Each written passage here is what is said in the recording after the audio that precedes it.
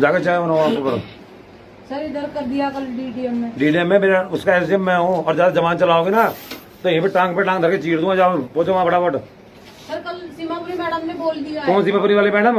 वो कौन होती है? एसडीएम डीडीएम में मैं हूँ, वो तुम्हारी मम्मा नहीं है। वो पहुंचो वहाँ पे, ज्यादा मेरे साथ जबान मत चलाना। सर मैंने लिख के दे दिया डीडीएम के लिए, उन्हें लिख के दे दो, तुम्हारा लिख के दे दो, क्या फर्क पड़ता है? मतलब डीडीएम के लिए उन्होंने बोला डीडीएम था ना। वो कौन होती है? तो मैंने ऑर्डर नहीं करे तो कोई दिक्कत नहीं है। कब तक बचोगे? भारती टोट के एक बार कर ले, 2 बार कर ले, कब तक करोगे? भारती दो है, ये भी हाजिरी मारेगी सुबह शाम के। फुरकान गनी कौन है? 2 बार मार के हाजिरी। लो भाई, अब एक और डीएम साहब की वीडियो वायरल। ये एक महिला से बोल रहे हैं कि टांग पर टांग धरकर चीर देंगे। ये हरामखोर जनता की सेवा करने के लिए पद पर बैठे हुए हैं। क्या मामला था कल जैसा पेट्रोल पंप पे लड़ाई झगड़े? ये 21 तारीख का घटनाक्रम था, और मैं अपनी फैमिली के साथ, मेरे 2 महीने का बच्चा भी था, वाइफ थी, बड़े भैया मेरे एक्सपायर हो गए थे, तो उनका पहला त्योहार हम मनाने के लिए अपने गांव जा रहे थे। मेरी गाड़ी में सीएनजी खत्म हो गई थी, आगे चलने की स्थिति नहीं थी, तो हम सीएनजी पेट्रोल पंप पे रुके। पहले तो उन्होंने हमारी गाड़ी को दूर से ही उन्होंने चिन्हित कर लिया, या तो वो कोई इंटेंशनली कर रहे थे, और हमारी गाड़ी से पहले एक गाड़ी को भरा उन्होंने, जो कि हमारे पीछे साइड में थी, लेकिन उसको निकाला उन्होंने। फिर बाद में जो मेरी वाइफ थी, वाइफ को इन्होंने कुछ इशारे किए थे। इन्होंने मेरे को गाड़ी में बताया कि ये मेरे को ऐसे गलत इशारे कर रहा है, अश्लील इशारे कर रहा है। फिर मैंने इनको कहा कि अपने को तो एक बार फ्यूल लेना है, क्योंकि गाड़ी चल नहीं पा रही है। तो फिर भी उसने इंटेंशनली हमारे को सबको उतार के, मेरी गाड़ी लग गई, मेरी गाड़ी लग के हमारे को सबको दूर खड़ा कर दिया, बच्चों को, क्योंकि बच्चे रो रहे, छोटे थे। और उसके बाद उसने मेरी गाड़ी में नहीं भर के पीछे वाली गाड़ी में भरने लग गया, और इसको अश्लील, इसकी अलग वीडियो बनाना, इसकी फोटो खींचने का काम चालू किया। जब फिर मेरे को गुस्सा आया, मैंने कहा आप नियम क्यों तोड़ रहे हो? मैं अधिकारी रहा हूँ, यहाँ एसडीएम लेवल का अधिकारी रहा हूँ, तो आप नियम क्यों तोड़ रहे हो? आपको क्या पता है नियम? पहले आता है उसको पहले भरना होता है।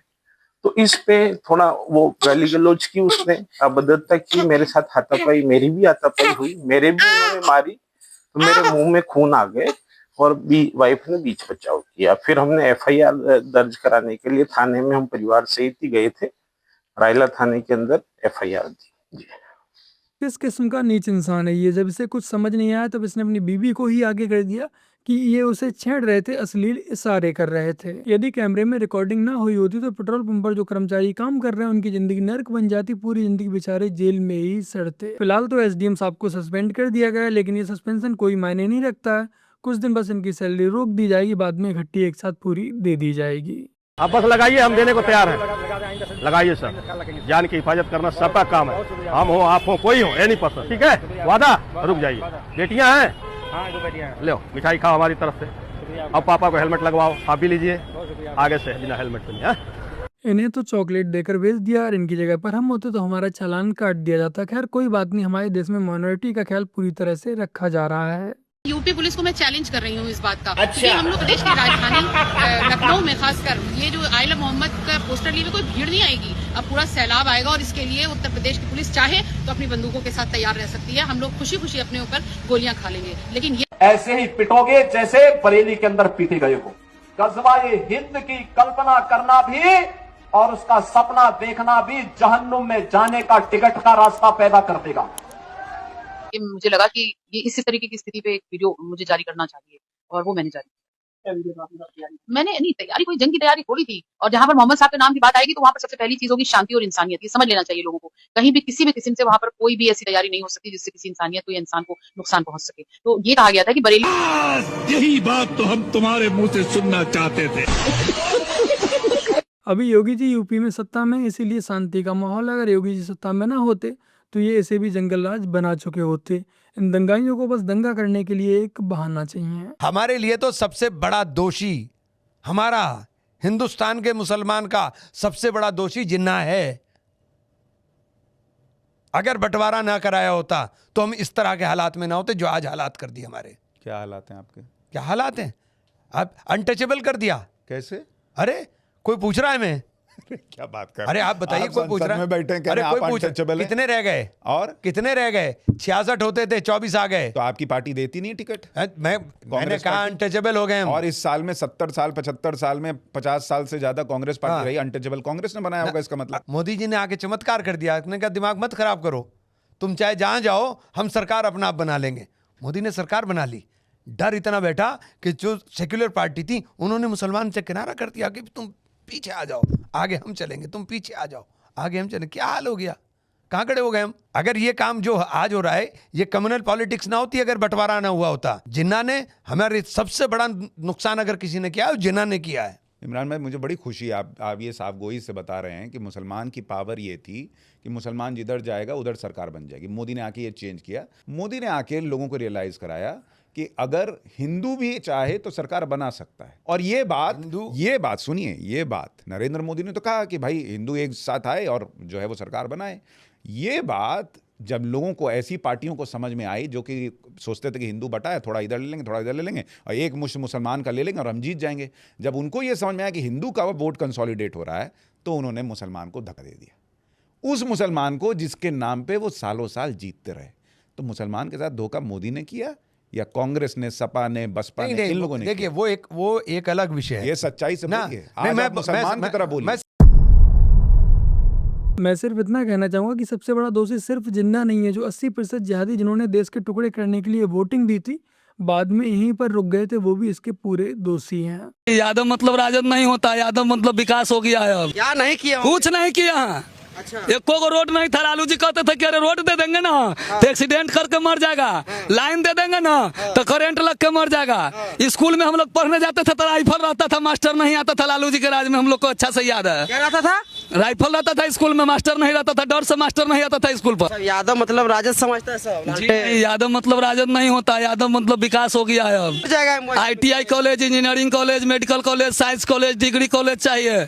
समय से पढ़ाई, टाइम से दवाई और रोजगार देगा, उसी के पीछे है हम लोग। तो आपके राघवपुर में आते हैं तेजस्वी यादव, जब कुछ समस्या होता है तो विधायक है इतने बड़े, बताइए मुख्यमंत्री बनने की बात कर रहे हैं।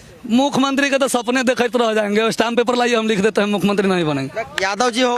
अरे यादव जी हैं तो यादव जी के थोड़ा लिखा है मुख्यमंत्री बनने का। राजा का बेटा राजा बनेगा लिखा हुआ है। अब यादव समाज जाति के नाम पर और नहीं बंटने वाला है। इन्होंने तुम्हें वोट दिया, तुम्हें सत्ता में बैठाया, लेकिन तुमने क्या किया? सिर्फ अपनी जेबें भरी, घोटाले किए, विकास के नाम पर सिर्फ और सिर्फ जंगल राज दिया। अब आपको जो वीडियो दिखाने जा रहा हूँ थोड़ी सी लंबी है बट बहुत ही जरूरी है। इस वीडियो को पूरा देखिएगा और शेयर कीजिएगा। टर्म रवीश ने कॉइन किया, जो एनडीटीवी में काम करते थे। एनडीटीवी उस टाइम था क्या, पर वो काम कर रहे थे एनडीटीवी में उस वक्त, और एनडीटीवी जितना गोदी और कोई नहीं था उस वक्त। जो एक्सेस एनडीटीवी को मिल रहा था वो किसी और न्यूज एजेंसी या चैनल को नहीं मिल रहा था। And I am not talking just Congress government, even Vajpayee government. जितना एक्सेस उन्होंने दिया, मनमोहन सिंह गवर्नमेंट ने जितना एक्सेस दिया एनडीटीवी को, उतना ही एक्सेस उससे पहले वाजपेयी सरकार ने दिया, उससे पहले नरसिम्हा राव सरकार ने दिया। सो कुछ कॉम्पिटेंट लोग थे, आई एम नॉट डिनाइंग दैट, लेकिन कितने पद्मा अवार्ड्स एनडीटीवी को मिले? एक वक्त था डॉक्टर मनमोहन सिंह के एक फॉरेन ट्रिप में ईरान गए हुए थे हम, और मीडिया टीम साथ में थी। I think there were 4 people from NDTV who were in the prime minister's office. जो एनडीटीवी में काम करते थे छोड़ के वो अब प्राइम मिनिस्टर्स ऑफिस में काम कर रहे थे। कोई मीडिया एडवाइजर था, कोई ऑफिसर ऑन स्पेशल ड्यूटी था, कोई ऐसे था, कोई मंत्री था या कुछ, I don't know what, I mean in various capacities. 4 लोग थे जो फॉर्मर एनडीटीवी के थे उसी टेबल पे। You tell me, there annual day was held inside Rashtrapati Bhavan. आपने सुना है किसी और का? सो अगर आप एक्सेस जर्नलिज्म को गोदी मीडिया कहते हैं तो उस वक्त I am not saying Ravish was गोदी और Ravish turned a blind eye to it ना, एंड ही वाज कंप्लिसिट। अगर आप समझते हैं कि एनी एजेंसी और news channel is close to the powers that be and is not questioning and is not doing its job, फिर आप क्यों काम कर रहे थे उधर? उनसे बड़ा गोदी तो और कोई नहीं था उस वक्त। वाजपेयी जी इस्लामाबाद गए थे सार्क कॉन्फ्रेंस के लिए और हम कवर कर रहे थे। उस वक्त VSNL के थ्रू सैटेलाइट बुक करना होता था, देयर वाज नो FTP वगैरह आप नहीं कर सकते थे। तो जो कवरेज आपको भेजनी है, you had to book VSNL and it was so expensive satellite time. But NDTV was broadcasting from the terrace of the Information and Broadcasting Minister of Pakistan's house. कैसे? तो वो किस मुल्क के गोदी मीडिया थे उस वक्त? क्या रवीश जानते नहीं थे उस वक्त? What was that special relationship? और उसी इंफॉर्मेशन एंड ब्रॉडकास्टिंग मिनिस्टर के आउट हाउस में JKLF का कैंप था। आप किस किस्म के इंडियन जर्नलिस्ट हो कि आप उस इंफॉर्मेशन एंड ब्रॉडकास्टिंग मिनिस्टर के छत पे गए हैं और आपके कैमरामैन ने टर्न करके वो शॉट नहीं लिया जहां पर JKLF का टेंट लगा हुआ है? रवीश जरा झांक के देखे कभी अपने गिरबान में that he work for this organisation at that time. What I am saying is कि आप दूसरों पे कीचड़ तो नहीं उछालो ना. जो भी वहां पे काम करते हैं या करते थे, if they try to be holier than thou to say कि हम बड़े साफ सुथरे पाक साफ हैं और वो लोग सब कीचड़ गए हैं, sorry, they were also like that. आज जो दूसरों को गोदी मीडिया बोलते हुए नहीं सकते हैं, एक समय ऐसा था जब ये कांग्रेस की गोदी में बैठे हुए थे और आज इसीलिए इनकी ये दुर्दशा हो रखी है कि टीवी न्यूज चैनल से उतरकर ये बेचारे सीधे यूट्यूब पर दलाली करने उतर आए हैं, क्योंकि जो इन्हें गोदी में बिठाने वाले थे वो खुद सत्ता में नहीं बैठे हैं. तो बस मेरे प्यारे भाई बहनों, आज की अपनी इस वीडियो में इतना ही. वीडियो को लाइक शेयर कमेंट और अपने चैनल को सब्सक्राइब आज से कर लीजिएगा. और यदि आप लोगों ने कल वाली वीडियो नहीं देखी, अब तक नोटिफिकेशन नहीं आई, तो यहाँ पर क्लिक करके एक बार इस वीडियो को भी अवश्य देखिएगा. चलिए फिर मिलते हैं एक और नई वीडियो के साथ. तब तक के लिए जय हिंद, वंदे मातरम, जय श्री राम.